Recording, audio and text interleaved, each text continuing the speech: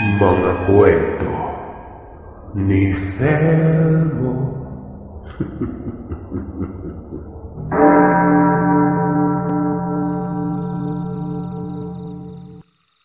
Ang kwentong maririnig nyo ay mula sa kagiliw nating tagapakinig na tawagin na lamang natin sa pangalang Ana Rose. Dekada 90 nang mangyari ito sa may Himamaylan, Negros Occidental. Napagplanuhan ni Ana Rose na magbakasyon ng ilang araw sa bahay ng kanyang kaibigang Cecilia. Sa kadahilan ng itong Cecilia kasi ay laging binabanggit na may lugar daw doon sa kanila na napakagandang tambayan.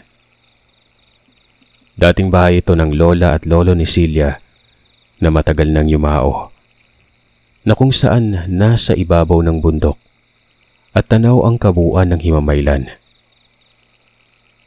Bukod pa dyan, napakapayapa ng lugar at maraming prutas. Kung kaya naman matapos ng kolehiyo, walang ibang laman ang isip ni Ana Rose kung hindi ang puntahan ng lugar na yon. Nga pala, itong Cecilia ay nakilala lamang ni Ana Rose noong mag-aral siya sa may Bacolod. Hanggang sa malaman niya na kababayan niya pala ito at mabilis silang nakapagpalagay ang loob. Magka-boardmate lamang din sila noon, kung kaya't sila lamang ang laging nag-uusap. Alam naman ni Ana Rose kung saan banda ang bahay ni Celia dahil ipinaalam ito sa kanya ng detalyado. Walang ano-anong pinuntahan nga ni Ana Rose ito. Dala ang mga baong damit at pasalubong. Wala namang problema sa mga magulang ni Ana Rose dahil malaya ang dilag sa pagdidesisyon. Basta't mag-iingat lamang daw ito, lalo pat isa itong babae. Malayo talaga kung tutusin ang bahay nila Celia. Napakabukid nito pero kaya namang bumiyahe. May mga habal kasi noon pero mahirap talagang daan, lalo pat sa panahong yon ay walang maayos na kalsada. Ayon pa kay Ana Rose, may mga daan pang ang nakakalula. Ang gilid kasi nito ay napakalalim na bangin. Sa kabutihang palad ay nakarating naman siya. Maliit na nayon ang bumungad sa kanya at ilang katanungan lamang sa mga residente doon ay natuntun na kagad niyang lugar. Doon lang po ma'am sa may unahan. May ilog po dyan tapos pagtawid mo, ikalawang bahay, tirahan na nila Celia. Wika ng isang tao. Walang ano-anong binagtas na lamang ni Ana Rose yun.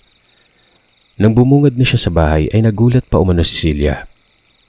Nagyakapan sila na wari ba'y balikbayan nitong si Ana Rose. Payak lamang ang bahay nila Celia pero maganda umano ang paligid. Malinis at maraming mga nag-aagandahang mga bulaklak na nakakatawag pansin. Uy, tama ka no. Hindi nga mahirap mahanap ang bahay nyo. Nga pala, yung sinabi mo sa akin na lugar na magandang tambayan, di ba nga gusto mong makapamasyal ako? Ito yung sadya ko dito. Ayos lang ba? Bungad ni Ana Rose, sabay abot ng pasalubong sa kaibigan. Bagyang nagtaka si Ana Rose. Paano ba naman kasi para bang naging aligaga itong Cecilia? Tumitig pa ito sa kanya at halatang balisa. Hanggang sa ngumiti itong si Celia. Hinila ang kamay ni Ana Rose patungo sa bahay nila noon. Habang nangyayari yon ay sinabi ni Celia na ayos lamang naman kahit papanay makapamasyal din si Ana Rose. Pero sa tono ng pananalita ni Celia, para umanong malamig ito. Pero magpaganon pa man, hindi na yun pinagtuunan ng pansin ni Ana Rose. Mag-isa lamang si Celia doon gawa ng ang mga magulang umano nito. Umalis. Baka bukas o sa makalawa pa ang balik gawa ng dumalo sa pagkamatay ng kaanak nila. Isang palapag lamang ang bahay pero nakaangat sa lupa ang sahig. Maraming aso sila Celia. At sobrang bagsik umano ng mga yun na napakaingay. Napag-usapan nila sa loob ang pagpunta sa lugar ng bahay ng lola at lolo ni Celia. Kaya pala dismayado itong mukha ni Celia. Paano ba naman kasi ay nakapuslit doon ang pinsan niyang lalaki na baka umano kaasiwaan ito ni Ana Rose dahil may ibang tao. Sabi naman ng dilag, wala naman umanong problema. Pinsan lang naman umano ni Celia. Gaya ng sinabi niya ay magbabakasyon siya sa lugar ng ilang araw. Sapat naman umano ang baon niya at alam niya sa sarili na tutulungan siya ni Celia noon. Pumayag si Celia mga kagiliw pero naroroon pa rin umano ang pagiging aligaga nito. Pagsapit ng hapon, umalis na ang dalawa. Malayo pa lang bahay na yon at kinakailangan pa nilang magbagtas ng ilang oras. Katunayan ay takip silim na sila nakarating pero masaya pa rin naman si Ana Rose. Bumungad sa kanya ang napakagandang tanawin. Totoo at kita umano ang kabuuan ng Himamaylan. Bukod pa dyan, marami pa umanong magagandang tanawin doon. Wala naman umanong ibang tao sa nasabing bahay. Medyo napag-iwanan umano ng panahon nito kasi nga hindi na napangalagaan pa. Malaking bahay yon. Isang palapag at nakaangat ang sahig sa lupa ng lampas tao.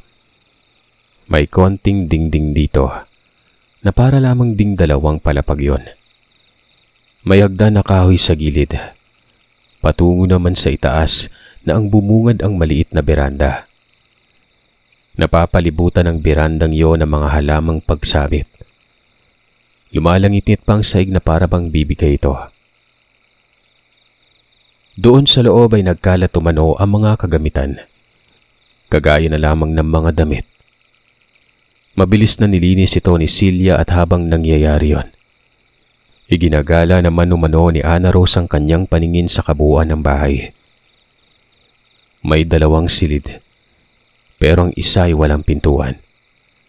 Habang yung mga pinto naman, nakakandado. Napangiwi pa umano ang bibig ni Ana Rose. Paano ba naman kasi? May nakadikit sa dingding na malalaswang larawan. Galing ito sa isang magazine. Inalis naman yun ni Celia. Napaisip ka agad si Ana Rose na baka nilagay ito ng pinsan ni Celia noon. Manyaki siguro yung pinsan mo, sabi ni Ana Rose. Hindi naman nagbigay opinyon si Celia. Bagos ay tumawa lamang ito. Doon na lamang umano si Ana Rose sa isang silid. Tutal ay sasamahan niya naman ito. Pagsapit ng gabi ay nasa labas sila ng bahay. Nakatambay silang dalawa. Kita ni Ana Rose ang namimitwing ilaw sa may Himamaylan. Napagaan umano ng kanyang pakiramdam ang nakikitang payapa ng lugar na nagdudulot din ng payapa ng kanyang isipan. Mahabang naging pag-uusap nila sa labas hanggang sa dumating umano bigla itong pinsan ni Celia na itago na lamang natin sa pangalang Joshua. Nagulat pa si Ana Rose gawa ng may itsura din pala ito. Malaking tao, makisig pa. Na kung makapagbihis lamang siguro ng formal, ay mas lalong lilitaw umano ang kagwapuhan. Para bang nataranta pa yun ang sabihin ni Celia na nilinis daw niya ang bahay at may mga natagpo ang nakapaskil sa dingding. Mabilis yung umakyat na para bang nahihiya. Napatawa si Ana Rose. Nagtanong siya kung saan ba nakatira itong si Joshua. Ayon naman kay Celia ay taga Guimaras umano ito. Bigla na lamang napadako sa lugar. Wala naman umanong sinabing dahilan. Basta ay doon na daw ito nanatili sa bahay ng kanilang angkan. Mabait itong si Joshua. Kaso lamang ay napakatahimik. Ayon pa sa mga magulang ni Celia, iwas-iwasan umano itong si Joshua at baka may kasalanan itong nagawa sa Guimaras kung kaya lumipat ng lugar. Bali-balita pa naman umano sa kanilang kaanak na itong si Joshua umano ang sinunod ng kung anong mayroon sa tatay nitong yumao. Nagtanong si Ana Rose kung ano bang sinunod. At ang sabi naman ni Celia, mambabarang umano ayon sa nanay niya. Yung nanay ni Joshua ay kapatid ng nanay nito ni Celia.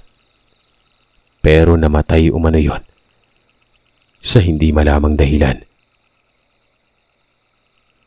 Hinala nila sa konsumisyon umano dahil nga itong tatay ni Joshua ay may kabulastugan din. Naglalaro ang isip noon ni Ana Rose sa pagkatao nitong si Joshua. Nakakaramdam siya ng kaba pero hindi ito ang dahilan para humusga kaagad. Ilang saglit lang ay bumaba ng bahay itong si Joshua. Lumapit sa kanila at sinabing aalis ito para na rin bigyang lugar umano si Ana Rose. Medyo nahiya si Ana Rose at nakaramdam ng konsensya. Kaya naman sinabi niyang ayos lamang kung naroroon si Joshua na kasama nila pero magpaganon pa man, umalis pa rin ito. May kubo naman daw siyang ginawa doon sa likuran ng bahay. Sumunod na araw ay maagang nagising si Ana Rose. Wala na sa tabi niya si Celia. Pagtingin niya sa bintana ay naroroon ito sa baba at nagsisiga ng apoy. Wali pa ni Ana Rose ay nag-aasikaso ito ng maagahan, gawa ng may kaldero doon. Nang bumaba si Ana Rose, nagtanong ito kung may tubig ba sa lugar. Ang sabi naman ni Celia, meron umanong bukal na malapit sa kubo ni Joshua. Maliligo ka ba? Mamaya sasamahan kita. Maaga akong gumising. Bumaba doon sa bahay ng tiyo ko at nanghiram ng magagamit dito. Ganun ba, Celia? Sana hindi ka nalang nag-abala pa. May dala naman ako makakain at saka ilang mga dilata. Nga pala, ako na lang yung pupunta dun sa bukal. Napakakampante niya noon na parabang walang peligro sa lugar na ito. Hindi naman siya pinigilan ni Celia. Tumango lamang ito at sinabing susunod na lamang siya. Bumalik sa itaas si Ana Rose at kumuha ng tuwalya. Iginala niya kaagad ang paningin ng mapadako sa may likod. Wala namang kubo doon kaya naisip niyang baka sa unahan pa. Hanggang sa nakita niya na noon ang batis. Maliit lamang ito at malinaw ang tubig. Binaybayin niya yon hanggang sa makita niya umano ang isang maliit na barong-barong sa unahan. Nakita niya ang mga ilang nakasampay na damit ng lalaki. Hinala niyang baka ito ang kubo ni Joshua. May ilang mga bahay naman siyang nakikita roon pero sobrang layo ng mga ito. Napadaan siya sa kubo at nakita niyang naroroon si Joshua. Nakahubad pang itaas ito na siya namang nagpalaki ng mga mata ni Ana Rose. Ayon kasi dito, para umano kiniliti ang kanyang pagkababae nun. Nang makita ang bakat at solidong katawan ng lalaking ito. Nagkukumpuni umano ito ng bubungang anahaw. Ilang segundo niya rin itong tinitigan hanggang sa magawi ang tingin ni Joshua sa kanya. Kung kaya naman dali-daling naglakad ang dalagita patungong bukal. Pagbalik niya ng tingin kay Joshua, naroroon lamang ito sa kubo at abala pa rin sa ginagawa. Pabor pa lang bukal doon at kitang-kita mula sa kinaroroonan ni Joshua na siya naman umanong ikinatuwa ng medyo may pagkamalanding si Ana Rose. Naisip niya noong magmumukhang mangmang habang maliligo. Yun bang kunwaring walang ibang tao sa lugar, maliban na lamang sa kanya. Ayon kay Ana Rose, kapag naaalala niyang ginawa niyang ito dati ay kinikilabutan umano siya para sa sarili. Paglalandi na kasi umano yon na para lang wala sa kanya. Naghubad talaga ito ng damit. Walang kagatol-gatol niyang ginawa ito at hindi ito nakaramdam ng pagkahiya. Kitang-kita umano lahat sa kanya. Sinipat niyang muli si Joshua bago pa magsimulang lumubog sa tubig. Sa kabila ng lahat ng ginawa niya, hindi naman siya pinapansin ito. Mababaw lang naman ang tubig doon, hanggang bewang lamang umano ito. At kita ang kalahati sa kanyang katawan. Naayon pa sa kanya, inangat niya talaga para makita ang kanyang hinaharap. Nilalakasan pa niya umano ang pagtatampisaw para mapansin noong lalaki kaso wala talaga. Hanggang sa tinawag niya ito pero lumingon lamang ito sa kanya ng saglit at bumalik na sa trabaho.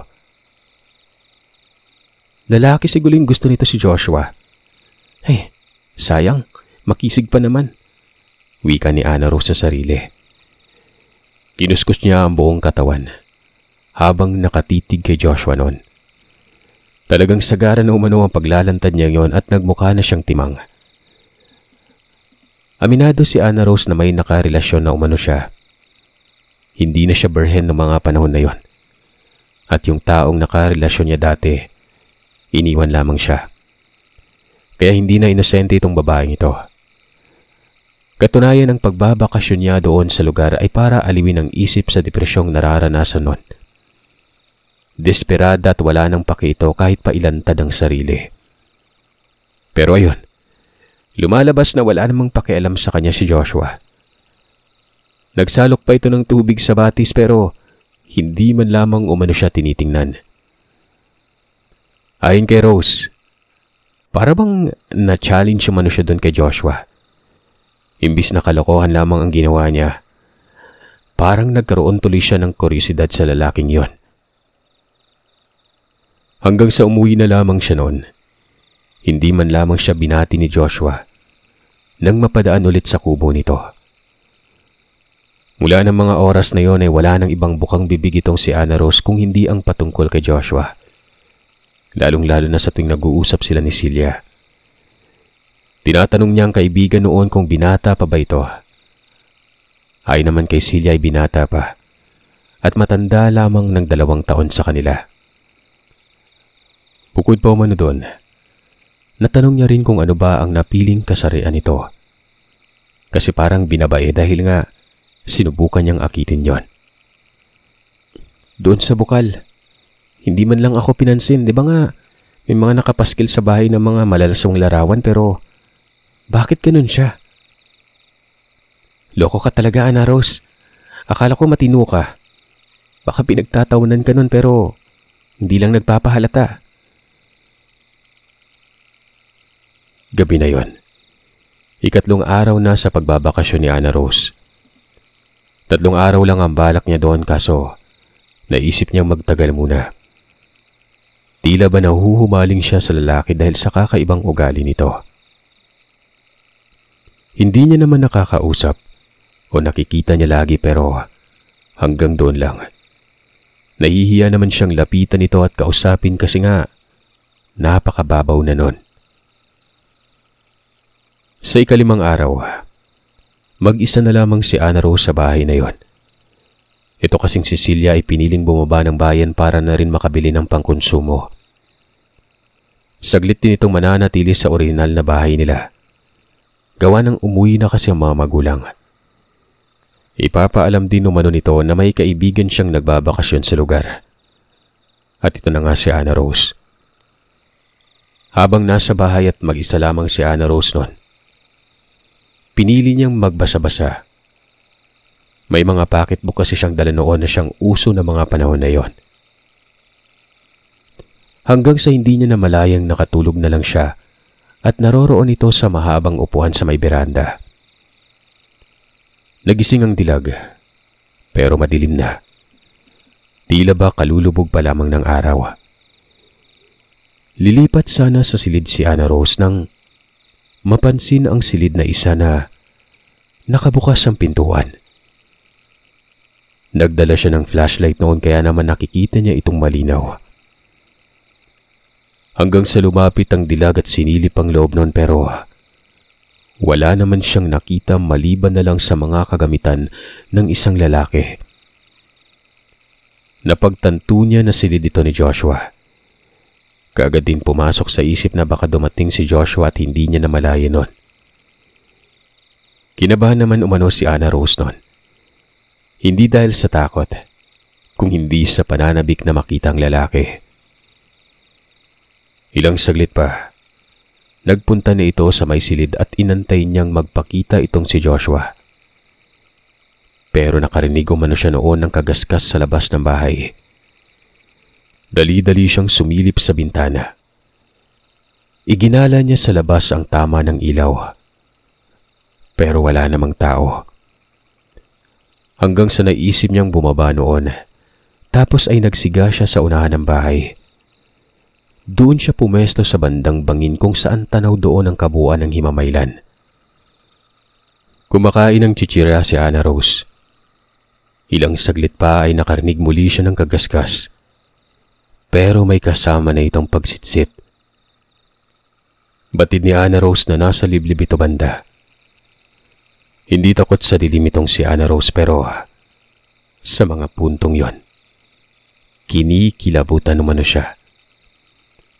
Kung hindi siya nagkakamali, ang pagpaparamdam sa paligid ay likha ng kung anong mabangis na hayop.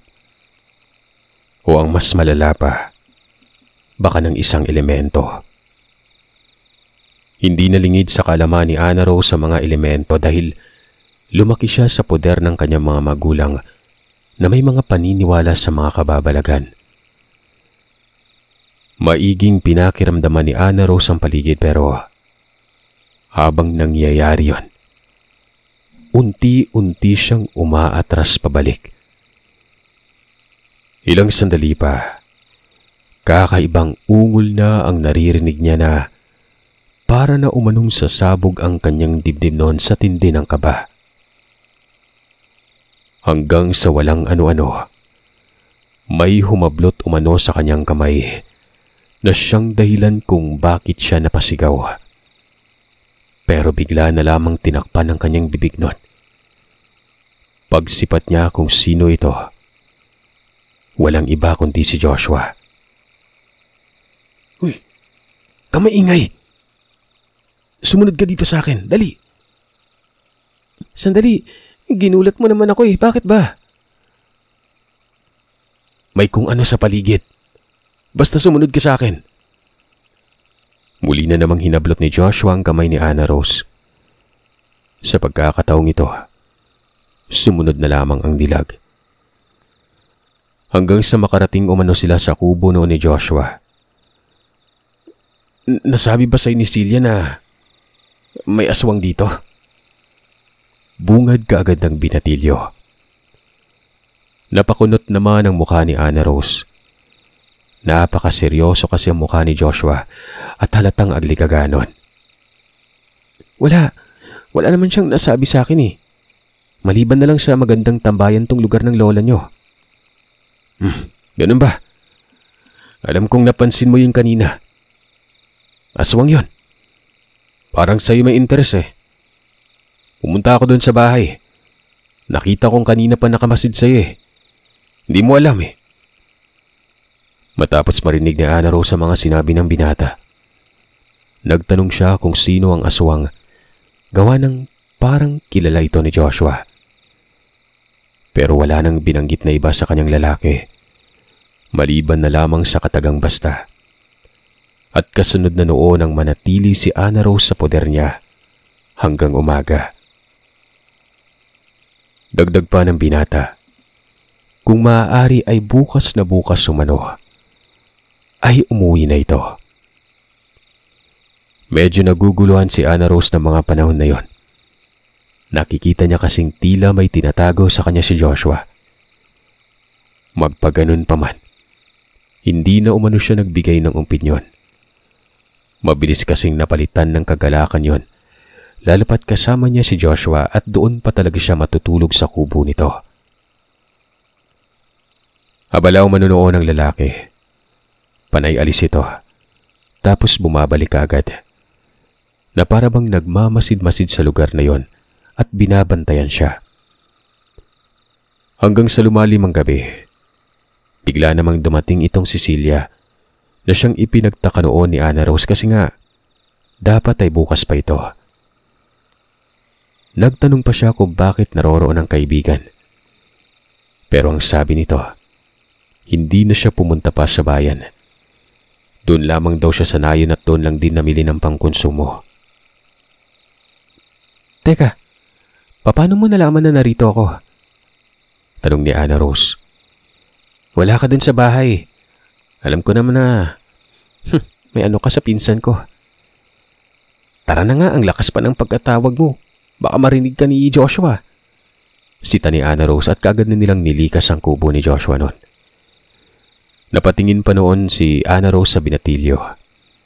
Nakatingin naman ito sa kanya habang umiiling.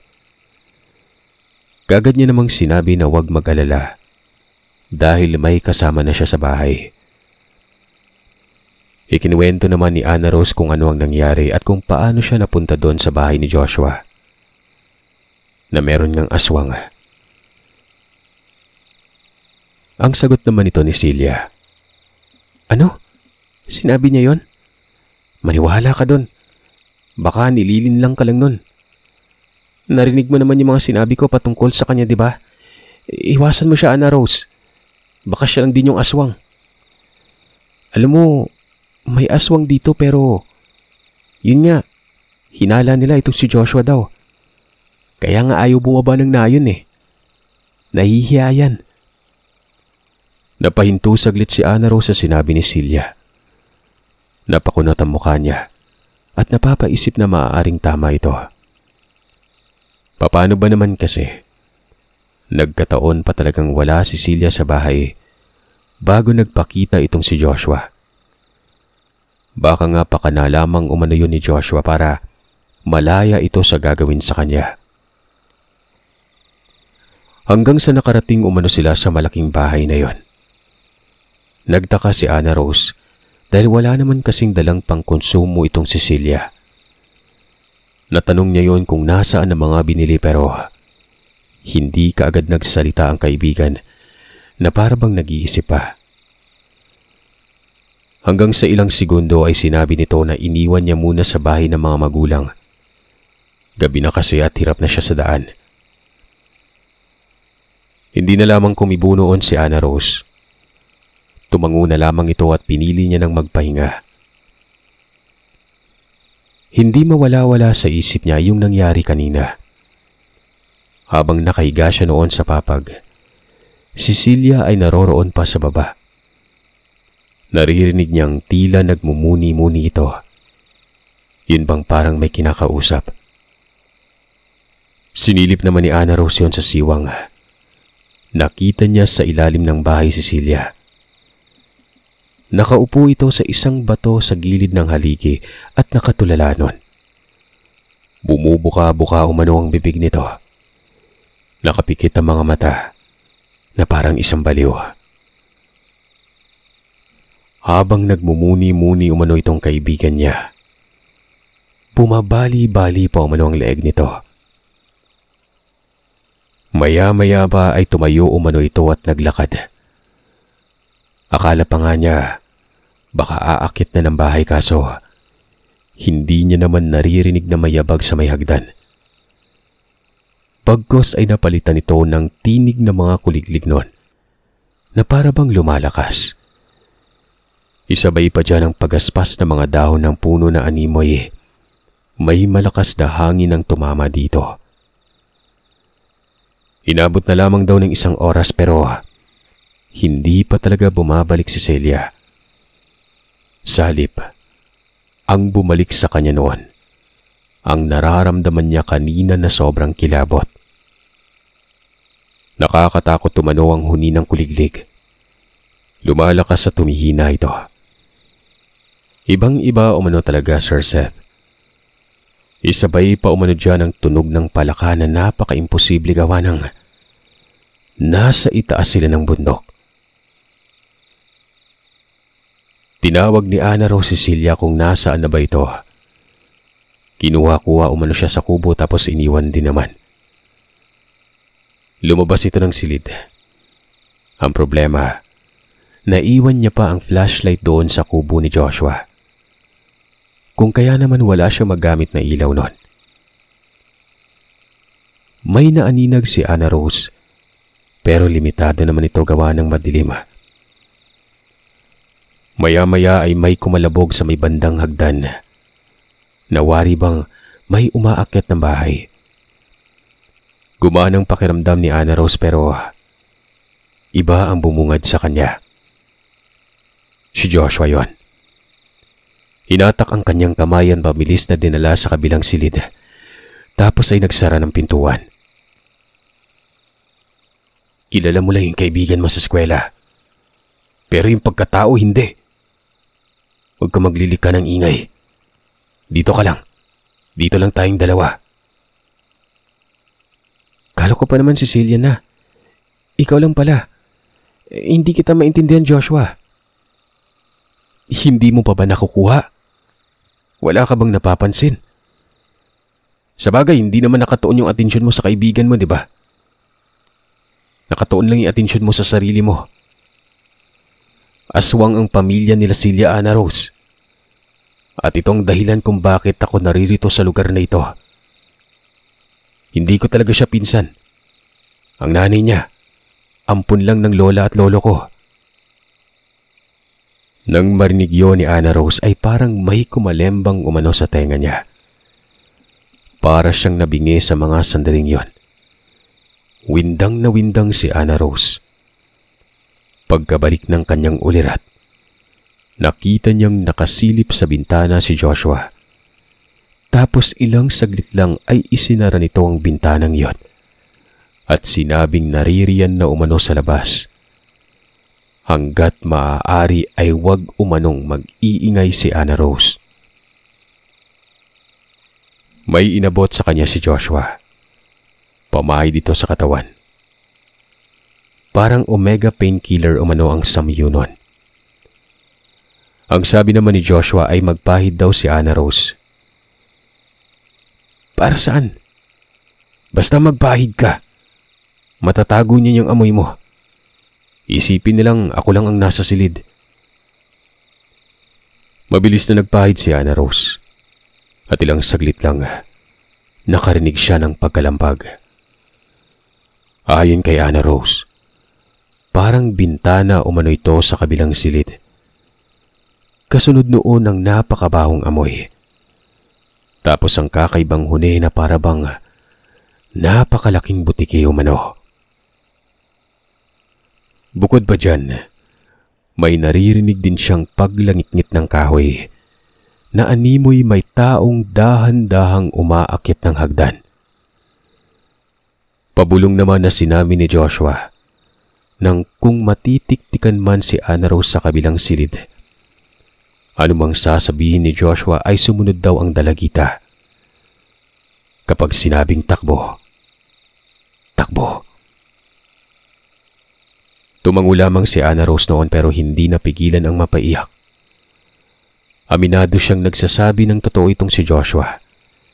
Lalo pat nagsisimula na umanong makarinig ng mga boses noon si Ana Rose na para bang nag-uusap ang mga ito sa may labas. Hindi lamang ito dalawa, hindi tatlo, kundi higit pa. At ang tono ng mga boses na yon, para bang mga galit. Napansin ni Ana Rose na sumisilip-silip si Joshua sa siwang ng pintuan. At habang nangyayari yon, bit-bit ni Joshua ang itak. Nagdadasal noon si Ana Rose na sana ay walang mangyari sa kanya. Dagdag pa ng dilag, pinagsisisihan niya ang pagpunta sa lugar. Maya-maya ay umalog yung dingding. Pag-angat ng tingin ni Ana Rose, halos panawan umano siya ng diwa nang makita doon sa itaas ng kisame ang babae. Napakapangit umano ng mukha nun. Madilim man pero alam niyang hindi kaaya-aya ang itsura nito. Napasigaw ang dalagita. Hinablot naman ni Joshua ang kamay ng dilag at doon ay hinatak niya ito palabas. Kitang-kita ni Ana Rose ang dalawang imahe doon sa may sala. Nakadapa ang mga ito sa may sahig. Nagkukumawog sila pababa ng bahay noon hanggang walang tigil ang pagtakbo nila patungo sa gubat. Doon sila sa gubat dumaan at hindi alam ni Ana Rose kung saan sila noon papunta. Basta takbo lamang siya ng takbo habang hatak-hatak si Joshua. Pansin pa niya noon na para bang sinusundan sila ng mga nilalang. hanggang sa unti-unting bumabagal ang pagtakbo ni Joshua na para bang pagod na ito. Bumitaw pa yon at tumupo sa ugat ng malaking puno sa loob ng gubat. Nakita mo na. Sila yung pumatay sa lolo at lola ko. Hindi ako naniniwala sa sinasabi ng mga kaanak namin na sakit lang. Paano mo nalaman na mga aswang sila, Joshua? Ayon kay Joshua, noon daw itong namatay ang kanyang tatay. May sinabi ito patungkol sa mga nangyayari. Hindi daw magawang mapatay ng tatay niya noon ang mga aswang dahil pumipigil mismo ang nanay ni Joshua. Kapatid kasi sa labas ng nanay ni Joshua ang nanay ni Celia.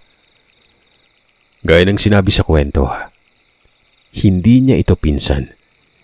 Hindi nila talaga kamag-anak yon. Planong angkinin ng malaking lupain ng mga abuelo nila. Nilaso ng isip at posibleng na ipangalan yung lupain na yon sa pamilya nila mismo ni Celia. Pagkatapos noon, pinatay umano ng mga ito ang dalawang matanda. Pero sa likod noon ay hindi naniniwala ang nanay ni Joshua. Hindi umano yun magagawa ng pamilya nila Celia. Wala din umanong patunay nun sa mga naangkin na dokumento. Kasi nga, hindi pa nailalabas nito ng pinagkakatiwalaang abogado. Ipinasa kay Joshua ang kalaman ng kanyang tatay. Gusto nitong ipagpatuloy ang hangaring mapuksa ang mga aswang sa mismong angkan niyang kanina. Albularyo yung tatay ko pero kahit anong kumbinsi ng tatay ko, hindi pa rin naniniwala si nanay. Ako nung una, hindi talaga ako naniniwala pero nang mapasa sa akin yung karunungan ni tatay, doon ko nalaman yung katotohanan. Doon ko nalaman na aswang ang pamilya nila Celia. Matagal na ako dito. Nag-aantay lang ako ng pagkakataon. Kaso bigla kang dumating. Bibiktimahin ka ni Celia, Ana Rose. Nangyari na ito dati. Tatay ko ang sumalba doon sa bisita dati pero namatay pa rin yun. Hindi nagtagumpay ang tatay. Dagdag pa nito, hindi talaga siya taga-Gimaras. Taga-Bukirang La Libertad umano si Joshua. At kasapi ang tatay niya sa grupo ng mga antingero doon na siya namang ligasiya ni Joshua ngayon. Gulat na gulat si Ana Rose sa kanyang natuklasan. Ibang tao man si Joshua sa paningin ni Ana Rose ay parang parte na siya ng pamilya. Nasa sentro kasi siya ng mga kaganapan. Bukod pa dyan, napagtanto niya na nililinlang lamang talaga siya ni Celia noon. Ikaw ba naman yung pangakuan na may mga magagandang lugar na pagbabakasyonan, di ba? Pero sa likod naman pala nito, may nababalot na kadiliman. Nagtanong si Ana Rose kung saan sila pupunta at anong gagawin nila. Ayon naman kay Joshua, iiwas lamang. Hanggat maaari ay lalayo at dadalhin niya ang dilag sa La Libertad. Uuwi na lang ako sa amin. Ihatid mo ako pakiusap. Mas delikado kapag ginawa mo yon. Hindi ka nila hahayaan. Lalo na't alam mo na yung pagkatao nila. Gagawa ng paraan yung mga yan para patayin ka. Kapag umuwi ka, madadamay yung pamilya mo. Kung ako sa'yo, iiwas ako. Saka pa lang ako lalabas kung tapos na yung problema. Kapag napatay ko sila, doon ka palang uuwi. Walang nagawa si Ana Rose kung hindi ang sumunod na lamang sa mga mungkahi ni Joshua. Hindi din sila nagtagal sa lugar. Ilang saglit lang kasi ay nagpatuloy na sila sa paglalakad. Sabi ni Joshua ay patungo daw sila noon sa hangganan, sa pagitan ng Himamaylan at Himalalud. May maliit umano na nayon at doon sila pupuslit ng panandalian. May kilala naman daw doon si Joshua na ayon pa dito, isa ding albularyo na kakilala ng kanyang tatay noon. Ang problema nga lang, mahabang lakaran ito. Inabot umano sila noon ng umaga sa kakalakad. Sobrang pagod na ni Ana Rose. Nanlilimahid na umano siya sa pawis nun. Akala niya ay malayo pa pero tiis-tiis lang. Tiis-tiis lang ng konti, Ana Rose. Darating na tayo. Naroroon na sa unahan. Nabuhay na ng loob si Ana Rose pero magpaganon pa man ay hindi siya masaya. Baon pa rin niya ang matinding kilabot. Hanggang sa makarating sila sa maliit na nayon. Ang nakita ni Ana Rose ay 3 bahay lang. Magkakalayo ang mga ito at nasa malawak na maisan. Sumunod lamang siya ng sumunod kay Joshua. Hanggang sa marating nila ang isa sa mga tirahan. May 2 tao doon. Isang matandang lalaki at binata na halos sing edad lamang nila. "O Joshua, napada ako ka ata. Abay may kasama ka pang babae." "Mang Abilino, iiwan ko muna sana dito yung kasama ko. Si Ana Rose." "Nga pala Ana Rose, si Mang Abilino. Siya po yung kaibigan ng tatay ko. At ito namang binata, apo niya, si... Ano nga bang pangalan mo?" Ang sabi naman ng binatang yon, "Ricardo." Nakalimutan na ba umano ni Joshua na siya pa nga ang nagbaon ng tangan na namana mula sa tatay ni Joshua? "Ayun, Ricardo pala, tama. Yun na po. Iiwan ko muna dito si Ana Rose, Mang Abilino." Sa pagpapatuloy ng pagsasalita nito, biktima umano si Ana Rose ng mga aswang.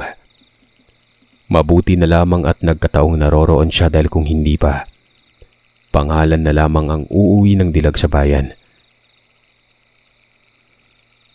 "Ito din ba yung mga tinutugis ng tatay mo dati? Abay buhay pa pala mga animal na yan." "O siya, sige, kami nang bahala." Mabilis na nagtanong si Ana Rose kung bakit siya iiwan doon. Ayon naman kay Joshua, kailangan niyang kumilos mag-isa dahil mahahati ang kanyang atensyon kapag kasama ang dalagita nun. Sumabat naman tong si Mang Abilino kung bakit hindi na lamang umano patayin kaagad. Naroroon na at matagal nang alam nila ang pagkatao. "Ang mahirap kasi, Mang Abilino, wala akong makuhang pagkakataon eh. Papatay na lang tayo ng nasaan yung tao at doon pa talaga banda. Baka mahuli po ako. Eh di kulong. Basta ngayon alam kong sumusunod yung mga yon. Ako na po yung bahalang bumagat sa kanila." "Kung ganun, ay, samahan mo Ricardo.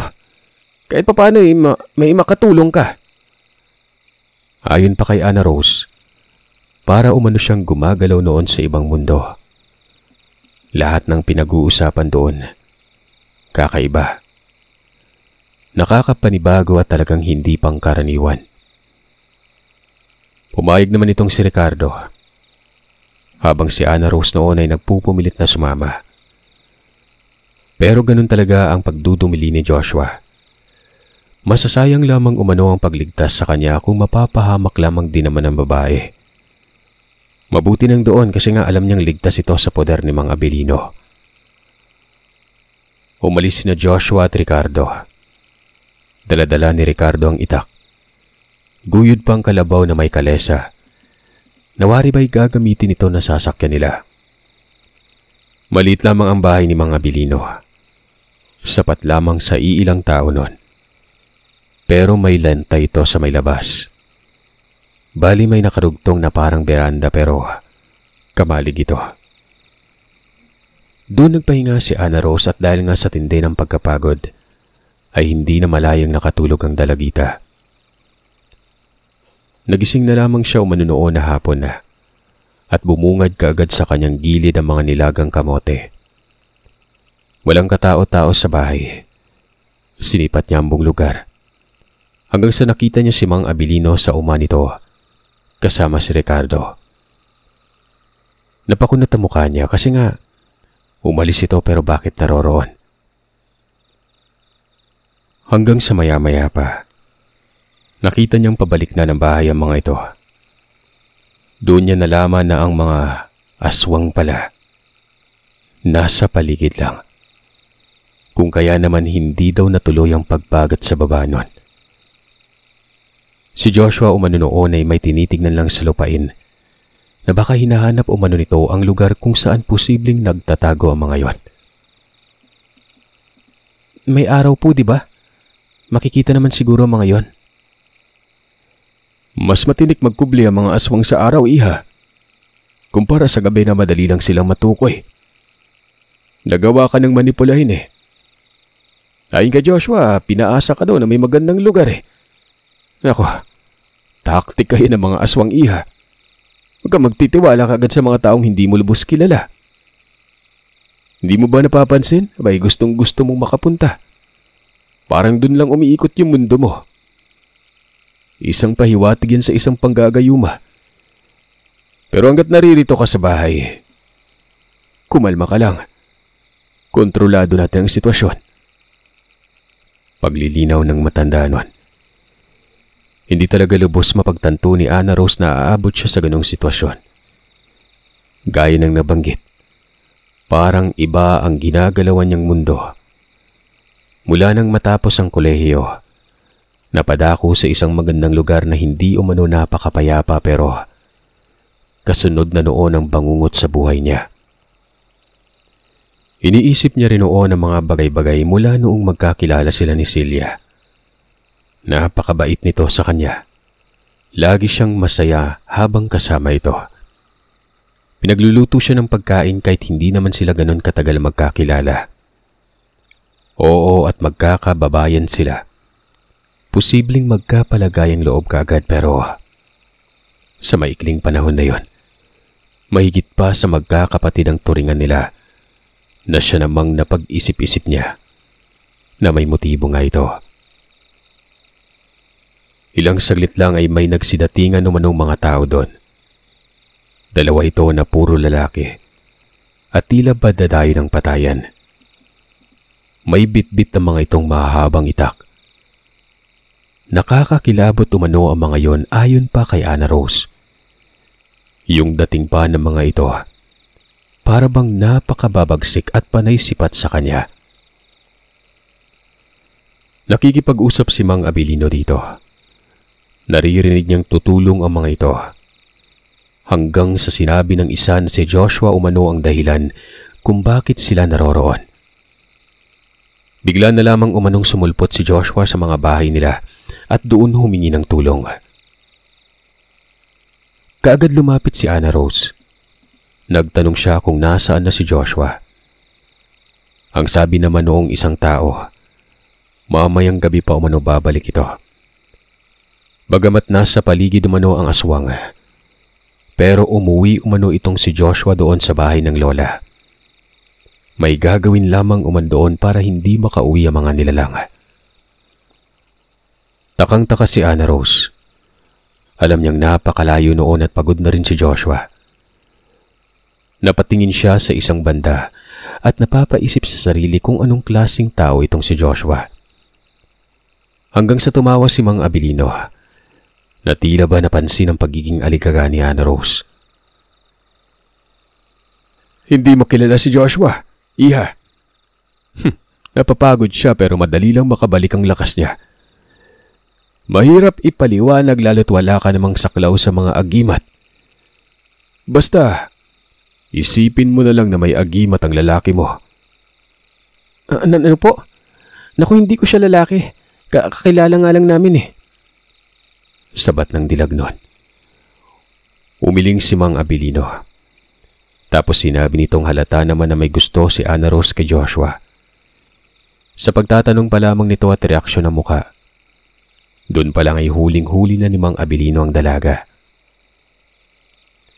Hindi na lamang kumibo itong si Ana Rose, basta't minabuti niyang makiramdam na lamang nun. Nakikita niyang naglalakad-lakad sa maisan yung mga kararating na tao. Hanggang sa may nagsidatingan pa pero dalawang babae naman ito. Isang dilag at isang sakto na sa edad. Nalaman ni Ana Rose na kapatid at ina ito ni Ricardo. Inaya pa siya nito na doon na lamang daw sa kabilang bahay dahil baka magkaroon ng komosyon mamayang gabi. para bang alam na ng mga ito ang mangyayari. Tumango na lamang ang dilag kahit papano ay may babae pala doon sa lugar na yon. Akala niya'y malayo ang bahay. Sa kabilang banda lang pala ito ng maisan. Hindi kasi makikita gawa ng pahapa o mababa ang bahay na yon. Nakilala niya ang babaeng kapatid ni Ricardo. Nora ang pangalan nito habang ang nanay naman nito ay Fatima. Doon siya pumuslit at nakita niya roon na may iba pang mga bahay. Pero para naman umanong walang nakatira. Kinagabihan, yung nanay ni Ricardo, panay pausok ito at sobra umanong nakakasulasok ang amoy nun. Para umanong dahon ng limon at hinaluan ng kung anong medisina. Nakakahilo umano ang amoy. Nagreklamo pa nga si Ana Rose. Pinapapatay niya ang apoy kaso ang sabi naman ng kapatid ni Ricardo, pangontra umano ito sa aswang. Hayaan lamang umano para hindi makalapit ang mga nilalang. Ang pangunahing punterya kasi ay walang iba, kundi si Ana Rose. Maliban sa may marka ito, natuklasan din ng dilag ang pagkatao ng mga aswang na yon. Napapailing na lamang si Ana Rose. Yung mga tao doon, napakalokal. Alam nilang lahat ang patungkol sa kababalaghan.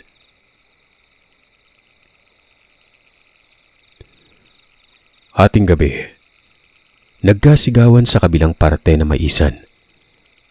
Doon ito banda sa kinaroroonan ng bahay ni Mang Abilino.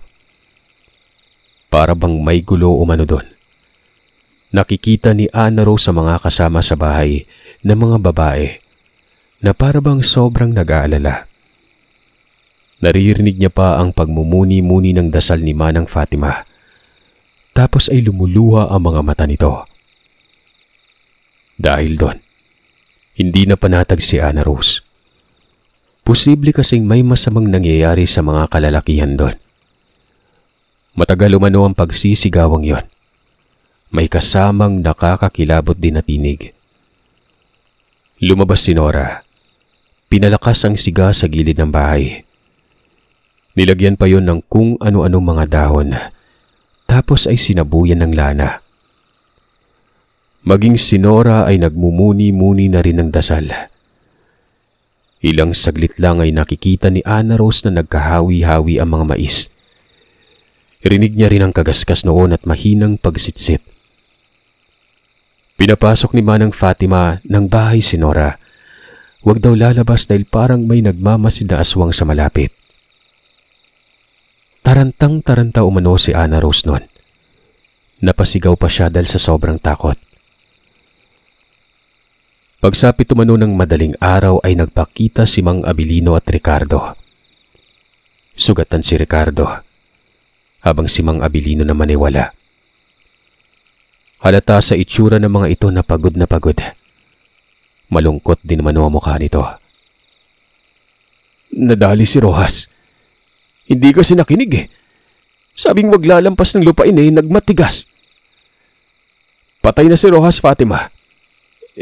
Ikaw na lang bahalang magsabi sa mga kapatid ha. Walang asawa yung lalaking yun pero nakakalungkot. Maski si Ana Rose ay nagulat. Alam niyang isa ito sa mga dumating na lalaki kanina. Mabilis nagtanong si Ana Rose kung kamusta si Joshua. Pero hindi nagsalita si Mang Abilino. Kaya duda ang dilag noon na baka pati ang lalaki ay nasawi noon. Lumabas siya ng bahay. Nakapaalamang ito na tumatakbo patungo sa bahay ni Mang Abilino. Nakasalubong niya si Joshua. Hindi alam ni Ana Rose ang kanyang ginagawa. Bigla na lamang niyang niyakap ng mahigpit si Joshua. Ano bang nangyayari sa'yo? Teka, may mga dugo ako.